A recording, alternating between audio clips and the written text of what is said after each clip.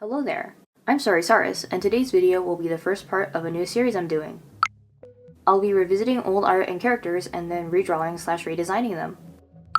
I personally really love watching other creators do this kind of video. It's always cool to see how a person has progressed in their art journey, as well as how their tastes and design philosophy have changed. I'm no stranger to redrawing my old illustrations, but I thought that a series like this would be a good chance to go more in depth with ideation and concepting for characters. So let's see what character we're working with.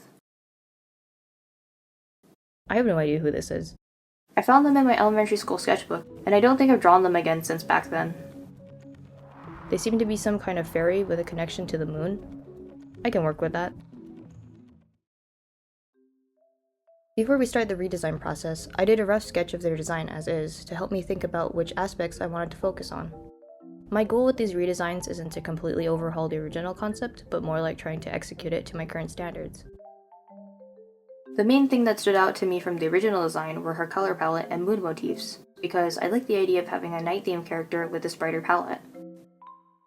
I also noted her hat as something I would try to keep, although I wanted to change it to look less like a beanie.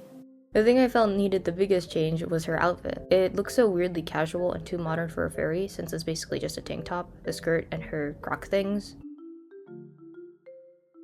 I also didn't like the curly patterns on her skirt, since the shape doesn't really reappear anywhere else on her outfit. Then I moved on to silhouettes. I was planning to make her more bug-like from the start, and I settled on basing her on the blue tiger moth, which is actually a day-flying moth. Look, there aren't that many blue moths to choose from. It's fine, maybe she's just a night owl. In the first silhouettes, I was trying to incorporate more curved shapes, like her crescent-shaped hat in that second one. None of this felt original enough, so I turned to another source of inspiration, this type of morning glory, Ipomea alba.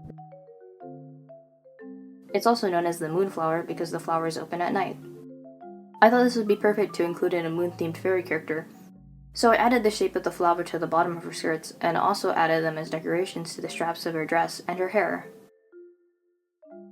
The bottom half of her felt like it was missing something, so I added a little tail, although technically I think it's actually her abdomen.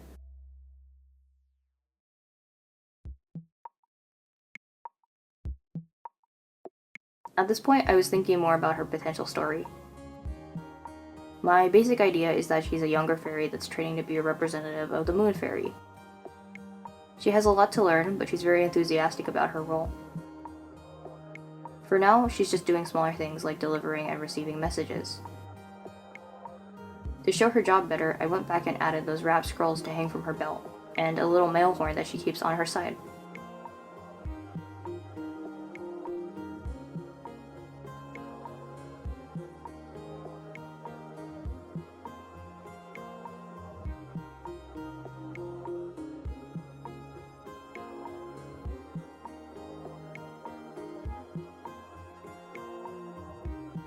With the sketch done, I also wanted to feature her in a full illustration, which is what I'm sketching off to the side. By the way, while finishing this, I just want to say that I hope this video doesn't come across as me hating on my old art. I find it really interesting to look back at my past work. It's like seeing little pieces of a puzzle that slowly come together to form the artist I am today. I also know that art helped me out a lot when I was going through some tough things mentally, so I never want to act like my old art is worthless just because I wasn't super technically skilled as a kid. Anyway, I really enjoy trying to reshape old ideas into something new and fresh, instead of thinking of it as fixing the old art. In fact, one of my current projects is based on some old ideas that have been stuck in my brain since middle school. I go as far to say that I see this kind of redesign as trying to honor my childhood self's concepts. Even if I am changing them, it's better than just forgetting about them forever, right? Sorry if that got cheesy, but hey look, the drawings are done now.